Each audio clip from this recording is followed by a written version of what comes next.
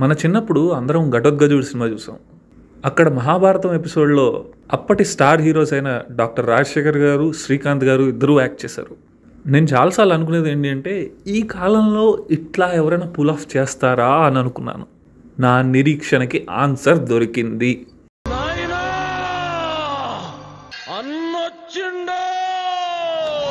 Hello and welcome to Teddy cinema saloon presents Aryan talks. I'm your Aryan, the world's best audience. ఈరోజు segment Aryan syrup and మనం discuss చేసుకోబోతున్నాం కల్కి post release impact గురించి.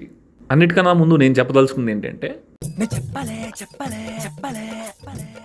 మనం ముందుగానే అనుకున్నట్టు లోకీ ప్రమోషన్స్ సినిమాకి బాగా ప్లస్ అయ్యాయి.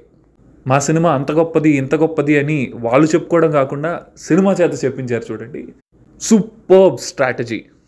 ఇది one of the cleanest film production ever అని చెప్పుకోవాలి. This is the right way for film production. Just decent enough publicity, cinema ఏంటి ఎందుకు అనే చిన్న ఇంట్రొడక్షన్, ఆ తర్వాత డైరెక్ట్ మూవీ అటాక్, శివరాఖరికి వర్డ్ ఆఫ్ మౌత్. కట్ చేస్తే movie hit, super hit, blockbuster of the universe, the man with golden gun.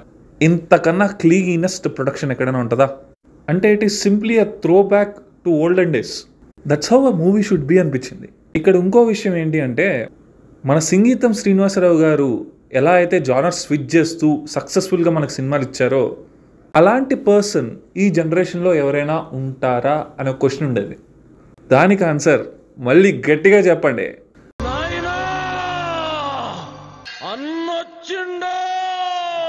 Ultimately movie is historic భయ్యా. మరి మీ ఒపీనియన్ ఏంటో మా కమెంట్ సెక్షన్ ద్వారా తెలియజేయండి. అలాగే మా వీడియో నచ్చినట్లయితే లైక్ చేయండి, షేర్ చేయండి, సబ్స్క్రైబ్ చేయండి. Aryan signing off.